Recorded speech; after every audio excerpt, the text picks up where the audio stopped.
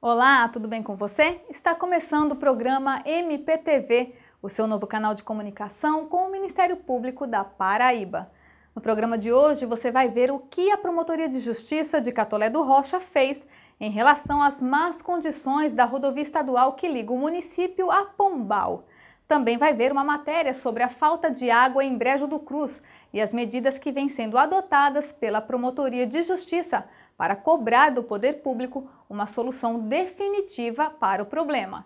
No estúdio, vamos receber o promotor de justiça Alex Corel, que vai falar sobre os direitos da criança e do adolescente e sobre o projeto Rede Ativa.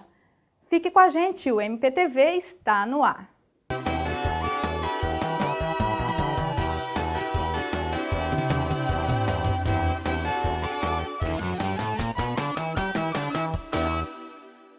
Quem mora na região de Catolé do Rocha e Pombal, no Alto Sertão da Paraíba, e trafega na PB 325, conhece bem as más condições dessa rodovia estadual. Além de danificar os veículos, a buraqueira dessa estrada aumenta o risco de acidentes e mortes de pessoas. O problema levou a Promotoria de Justiça de Catolé a instaurar inquérito civil público e a cobrar do DR medidas para melhorar as condições da rodovia. É o que você confere agora. 49 quilômetros de asfalto em condições precárias. Os buracos fazem uma incômoda companhia aos motoristas que passam pela PB 325, entre os municípios de Catolé do Rocha e Pombal. Quem está acostumado a trafegar pelo local conta que o problema é antigo e afirma que os reparos feitos pelo DR foram apenas temporários. Faz tempo que aquela estrada lá está esburacada, eles já marcaram lá várias vezes, fizeram a marcação lá para vir o pessoal e tentar fazer alguma coisa lá, mas todas as vezes que ele marca, a chuva vem e tira a marcação e eles nunca mais vêm. Aí por última vez marcaram, agora acho que está mais ou menos com um ano já que eles marcaram, não tá aquele negócio lá? Eles marcam, faz a lista lá e tudo mais, dizendo que vem ajeitar, que vem... Eles já fizeram recapeamento lá e tal, tapa-buraco com a operação que o governo fez lá, mas nunca fizeram um negócio sério mesmo, sabe? Para ajeitar a estrada mesmo, nunca. Caminhoneiro há muitos anos, a voz da experiência de seu Francisco diz que só tapar buraco não adianta, pois a estrada não suporta o peso das carretas. Tapa buraco, mas não adianta não, abre de novo. Tem que ter uma forra, né? Que passa na média das 200 carretas de dia por noite. Essas carretas que vão para o Rio de Janeiro, São Paulo, Paraná, Goiás, Mato Grosso, tudo passa aqui.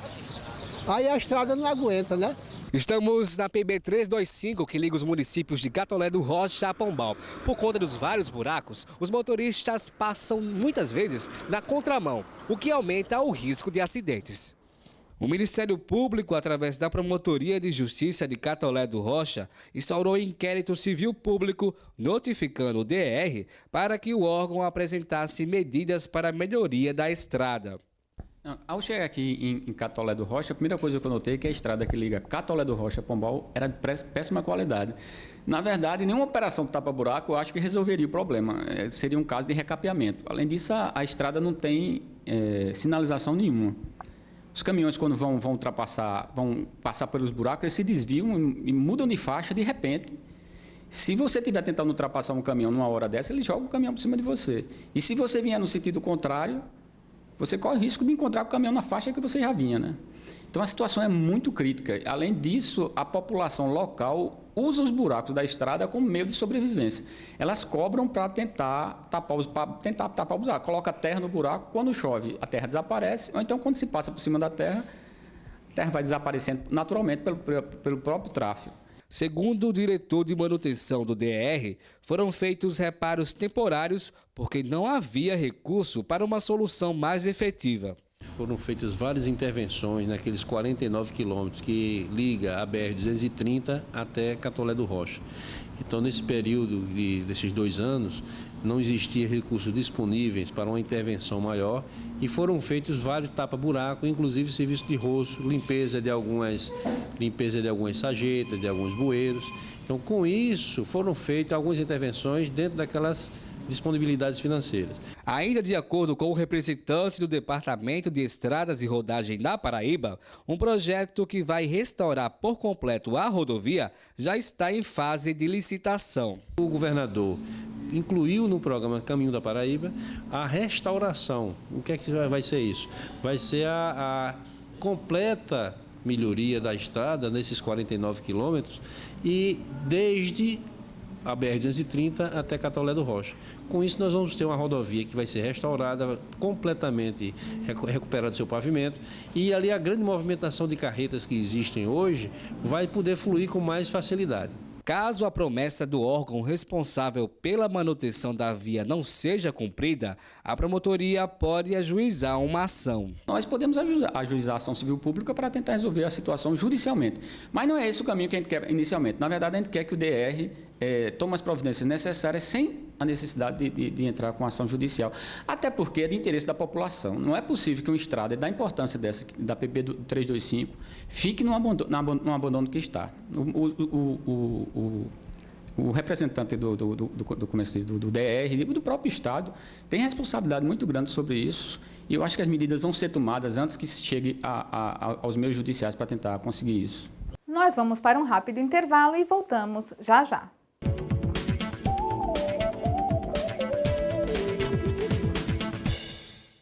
Promotora, eu queria saber o que é uma acareação. A acareação é um instituto jurídico previsto para se fazer uma avaliação nos depoimentos e declarações prestados pelas testemunhas, pelos declarantes, tanto no âmbito da esfera policial como da esfera judicial. Então, se o delegado de polícia, quando dá investigação na acolhida dos depoimentos testemunhais e também de declarantes, constatar que há divergência entre depoimentos, que uma testemunha ou um declarante apresenta uma versão sobre o fato e outra testemunha ou declarante apresenta uma outra versão sobre o fato, então ele junta as duas, coloca na presença dele as duas testemunhas ou os dois declarantes e vai fazer uma averiguação para chegar à conclusão de quem está dizendo a verdade, porque o princípio que rege o processo penal é o princípio da verdade real.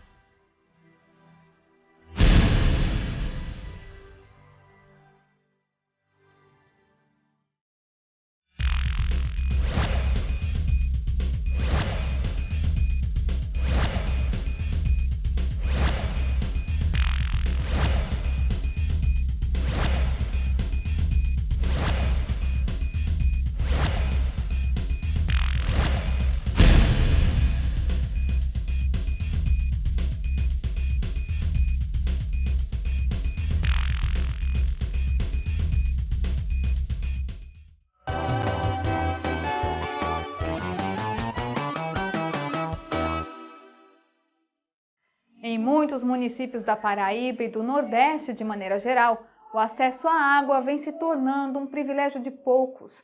Em Brejo do Cruz, no Alto Sertão, não é diferente. E a população tem sofrido muito para conseguir água para realizar atividades essenciais, como matar a sede, tomar banho e lavar a louça, por exemplo. A situação levou a Promotoria de Justiça a realizar uma audiência pública sobre o assunto e a cobrar da CAGEPA soluções para o problema. É o que você confere agora na reportagem de Rômulo Assunção. Dona Maria não aguenta mais a falta de água que vem tirando o sossego da moradora da cidade de Brejo do Cruz há incontáveis meses. Não vem água nas torneiras há mais de um ano. A gente fica se virando como pode para arranjar água daqui para colar, para o consumo de casa. A gente desse jeito não dá, né? A população se vira como pode. Dona Terezinha depende da ajuda dos vizinhos que buscam água para a aposentada em um cacimbão próximo ao bairro onde mora. Tem o meu vizinho aqui, que ele vai buscar, agora mesmo ele saiu para ir pegar água na caminhonete, no açude, aí ele traz um tambor para mim também. minha ajuda está sendo ele, assim, mas que eu já estou velho para pegar o direto. Se em terra de cego quem tem um olho é rei, aqui no município de Brejo do Cruz, no sertão paraibano, quem tem água na torneira pode se considerar um verdadeiro privilegiado. Os moradores estão sem água há meses. E o pior, as contas da Cagepa continuam chegando. Todo mês eu recebo. Tem mês que vem R$42, tem mês que vem R$22, como está aqui, que você está vendo. E eu não sei como é, sem consumir água. Mas eu acho ruim sem ter água. Tem dia que não tem água para eu lavar um prato, tem água que não tem para eu lavar uma colher. Uma colher aqui dentro da minha pia. Você pode chegar aqui que você não acha um pingo d'água para lavar a colher. Como é que pode uma coisa dessa? O caos no abastecimento de água levou o Ministério Público, através da comarca de Brejo do Cruz, a convocar uma audiência para discutir o problema com representantes da Cagepa e município. O Ministério Público tomou ciência desse problema com relação à má distribuição da água aqui em Brejo do Cruz, através de denúncias de reclamações feitas pela população, principalmente os moradores do bairro dos Populares, que hoje é o mais prejudicado com esse problema aqui em Brejo. Eu fiz uma audiência, escutei, veio uma representação bastante considerável desses moradores e, inicialmente, eu chamei representantes da Cagepa, que é hoje a empresa responsável pela distribuição de água aqui em Brejo do Cruz, e na ocasião eu escutei os representantes e achamos interessante fazer uma audiência pública. Houve essa audiência pública e nessa audiência nós detectamos os problemas que estavam gerando essa má distribuição, a população ela foi escutada e foram detectados os problemas que estão gerando hoje essa má distribuição. Segundo a Companhia de Águas e Esgotos, o problema de falta de água em Brejo do Cruz é agravado por conta de furtos e desvios feitos com ligações clandestinas na adutora que abastece o município. A água vem captada em São Bento, bombeada até Brejo, tratada e rebombeada a Belém de Brejo do Cruz. Ou seja, dos 126 metros cúbicos que o equipamento manda para cá, em medição feita há 15 dias atrás, só se chega a 89. É praticamente só o que a população de Brejo do Cruz consome, certo? E como não poderia ser diferente, a gente também não pode esquecer da cidade de Belém de Brejo do Cruz. Então, o que está acontecendo aqui é a parada de água. Não está dando para se abastecer, bombear 24 horas a cidade de Brejo do Cruz. Portanto, as partes mais altas estão sendo sacrificadas. Na audiência, a Cagepa se comprometeu a fiscalizar os desvios de água e a providenciar a construção de uma nova adutora para Brejo do Cruz. Já o município prometeu disponibilizar mais carros-pipa para a população. A população foi alertada, mas os órgãos públicos participantes também. A Cagepa hoje ela tem a responsabilidade, o dever de cumprir seu papel, que é distribuir eficazmente a água na população. E esta não pode ser prejudicada. Então, por isso a importância da audiência pública realizada, porque nós detectamos os problemas, escutamos a população, a Cagepa também. Então, a população ela tem a sua participação, mas ao mesmo tempo não pode ser prejudicada. É importante que o Ministério Público está aqui, sobretudo, para defender os interesses da população, que hoje está muito prejudicada. No próximo bloco, não perca a entrevista com o promotor de justiça Alex Corel, que vai falar sobre os direitos da criança e do adolescente e sobre o projeto Rede Ativa.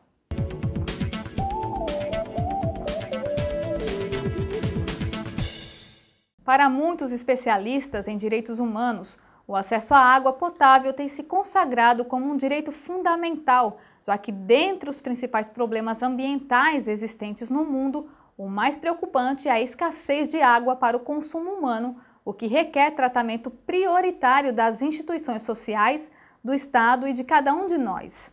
No Brasil, a portaria de número 2.914, de dezembro de 2011, diz que a água para o consumo humano é a água potável destinada à ingestão, preparação e produção de alimentos e à higiene pessoal, independente de sua origem. Essa lei também versa sobre o controle e a vigilância da qualidade dessa água.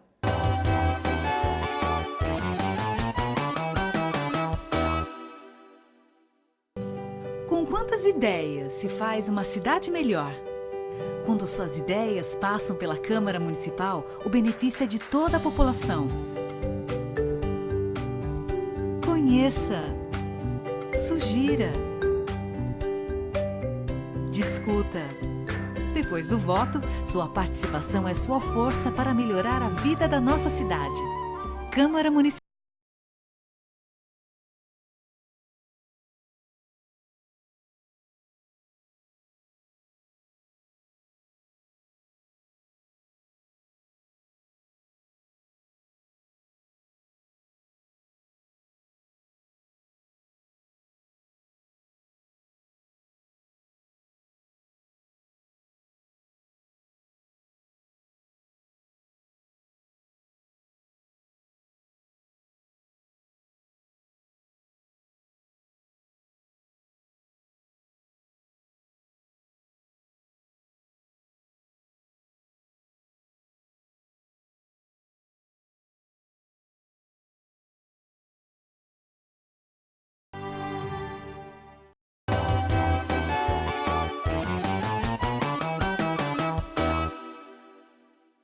Há 23 anos, crianças e adolescentes passaram a ser concebidos como sujeitos de direitos graças à promulgação do Estatuto da Criança e do Adolescente.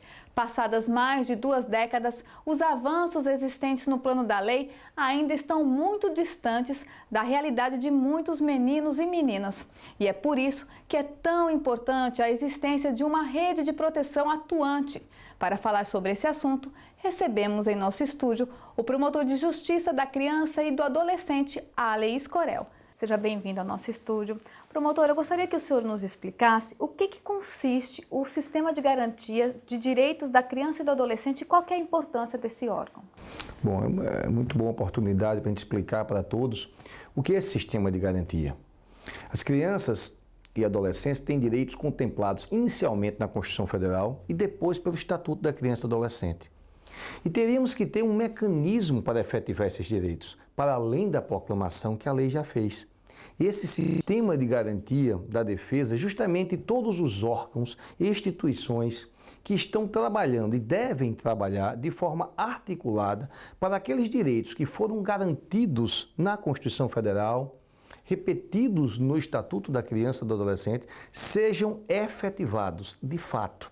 Então aí a importância do Ministério Público, do Poder Judiciário, da Defensoria Pública, dos Conselhos Tutelares, das Secretarias de Ação Social, Saúde, Educação, do Conselho Municipal dos Direitos da Criança e do Adolescente e tantos outros órgãos que existem, para que hajam de forma articulada para a consecução desses direitos já proclamados na Constituição Federal e no Estatuto. A sociedade civil organizada, ela também integra esse sistema? Também. As ONGs, a sociedade tem participação, inclusive o Conselho Municipal de Direitos da Criança e do Adolescente é paritário.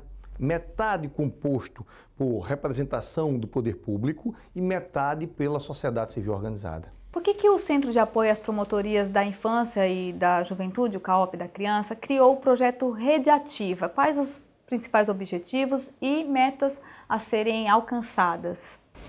O principal objetivo foi visar uma ação articulada.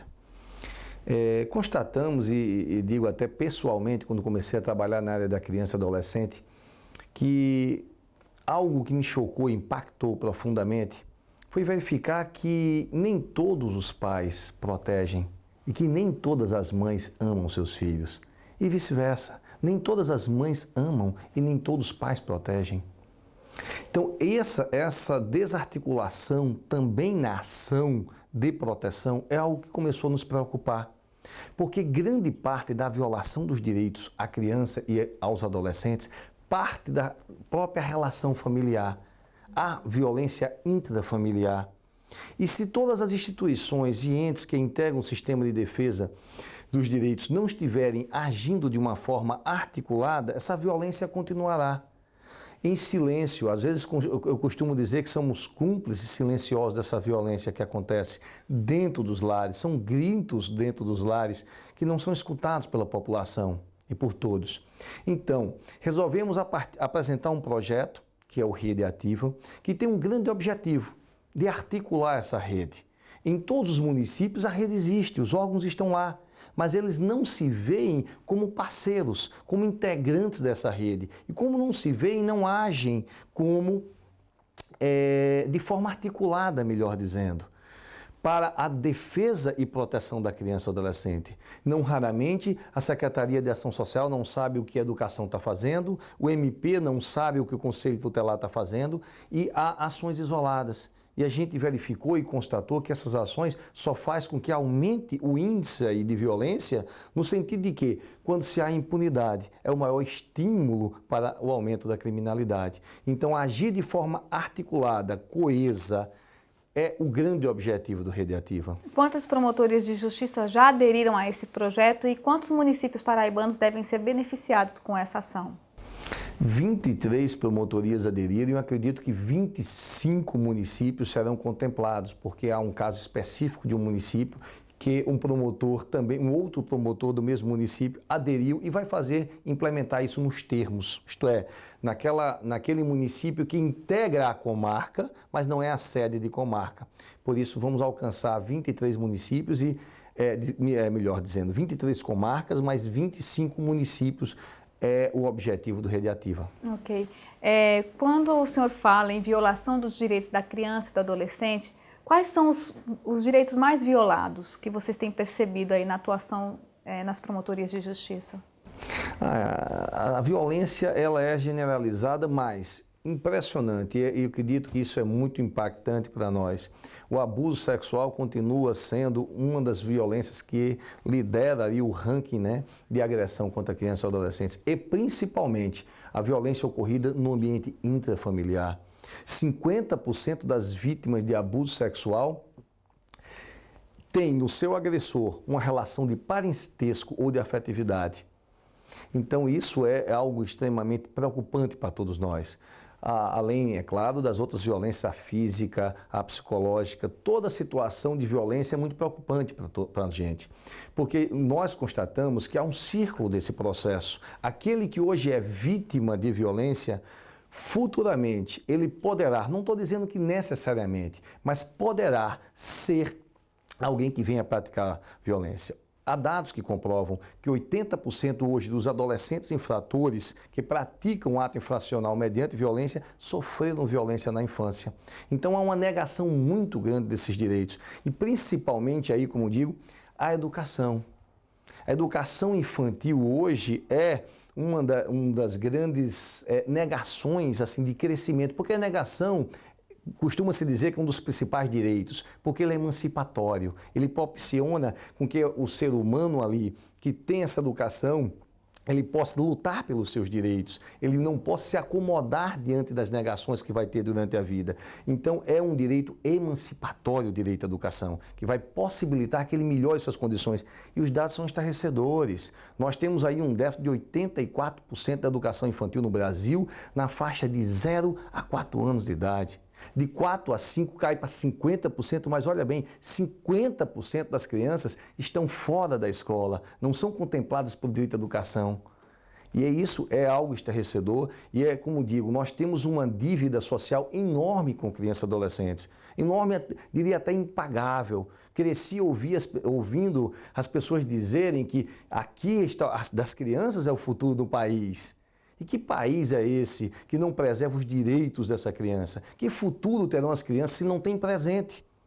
E, infelizmente, elas só vão ganhar visibilidade quando começam a incomodar, quando começam a praticar atos infracionais. Aí elas vão ganhar visibilidade e olhos à luz da sociedade de todos. Mas foram invisíveis durante anos de negação de direitos, anos de privação da educação, na saúde, na assistência, em todos esses setores. Então é preciso que todos nós, e a Constituição fala, é dever de todos, do Estado, da família, do poder público, agir para minimizar todas as situações de violência contra criança e adolescente. Recentemente o IBGE divulgou uma pesquisa que mostra que quanto menor a criança, mais vulnerável à violação de direitos ela é. Vocês têm constatado isso também no atendimento feito nas promotorias de justiça? Com certeza, né? Com certeza. Essa criança ela é passível de violência porque ela não consegue expressar o que está acontecendo com ela. E daí, mais fácil ainda, geralmente o agressor, aquele que pratica uma violência contra a criança, é o mesmo, geralmente, é o mesmo que acompanha até o serviço de saúde para garantir a impunidade, que aquela criança não denuncie o que está se passando. Então, é mais uma situação que a gente verifica. Então, essa criança vai passando por situações de violência e as pessoas acreditam e não veem o mal e a grande probabilidade de danos futuros para a formação. É na primeira infância que está a formação do caráter e da personalidade da criança. Não se constrói uma casa começando pelo telhado. É pelo alicerce, é pela educação doméstica, isto é, familiar, depois complementada pela escola, é que ela vai propiciar o crescimento saudável. É esse o grande objetivo da educação, senão a formação das pessoas para a cidadania. E é isso que estamos precisando. Ninguém nasce humano, as pessoas se tornam humanas a partir da relação que tem com a sociedade e com sua família. Existe o exemplo clássico das meninas lobas, que viviam como lobas na floresta. Elas comiam restos de animais, elas se alimentavam, como se diz, restos de animais, caçavam, viam muito bem à noite, porque desenvolveram essa capacidade e não falavam. Ninguém nasce humano. As pessoas se tornam humanas a partir da relação, da construção que elas têm no meio social. Daí a importância dessa relação ser saudável na família, na escola, para o desenvolvimento dela. É a formação da criança que será predominantemente, terá uma influência capital para aquele adulto, para a formação do caráter e da personalidade do adulto. Para finalizar, eu gostaria que o senhor nos explicasse o que o cidadão pode fazer para ajudar a combater a violência praticada contra crianças e adolescentes e a violação de direitos contra esse público. Sempre denunciar, não podemos calar, não podemos ser cúmplices silenciosos de uma violência. Se a gente verifica ou constata uma violência na família, na escola, na sociedade, temos que denunciar. Não estou querendo que cada um seja um investigador de polícia, que tome uma relação de perigo, mas denuncie qualquer suspeita de violência. Aí os meios e as entidades, o Ministério Público, o Conselho Tutelar, a polícia, vão propiciar meios de investigar se aquilo é verdadeiro ou não, ou quem é o responsável. A gente não pode se calar, porque nada que acontece nesse mundo pode ser indiferente a nós. A morte da sociedade é quando ela se torna indiferente, quando ela permite que crianças sejam violentadas, assassinadas, e é indiferente, é a morte da sociedade como humanidade, como esse senso de não se sentir responsável. Tudo que acontece aqui no nosso mundo, nós temos sim responsabilidade. Poderá sim nos afetar se a gente achar que o problema não é meu ou não é comigo, o problema é de todos. Então é por isso que todos nós, não só representantes de instituições, de órgãos que integram o sistema, mas a sociedade, o cidadão, aquele que se incomoda, aquele que dói com o sofrimento. Verifiquei, sofri muito, quem não se lembra do caso de Isabela Nardoni, que chocou esse país. O Brasil chorou com a morte daquela criança. Mas eu costumo dizer às pessoas, quantas Isabelas, Marias, Joanas, Joãozinhos, nós temos na nossa sociedade, sofrendo violência intrafamiliar, sofrendo violência no colégio, sofrendo violência de todo tipo. E nós, por um receio ou por uma indiferença que é muito pior, achamos que não é comigo, que não é conosco.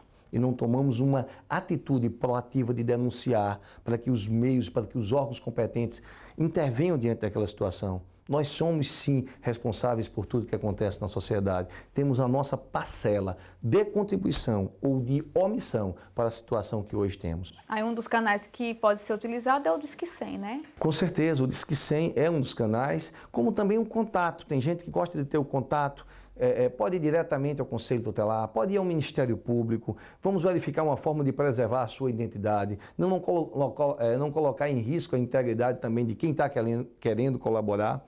E vamos ter todo o cuidado. O que a gente não pode ser é cúmplices silenciosos de qualquer tipo de violência que atinja crianças e adolescentes. Como dizia nosso querido e saudoso Betinho, que eu gosto muito de repetir essa frase, né? Querer ver o Estatuto da Criança e Adolescente cumprido é nada mais, nada menos de que querer e desejar para o filho dos outros o que queremos e desejamos para os nossos próprios filhos. Ok, muito obrigada pela sua participação. Agradecemos, estamos à disposição. O MPTV termina aqui. Outras informações sobre a atuação do Ministério Público Paraibano você encontra no portal www.mppb.mp.br. Até o próximo programa.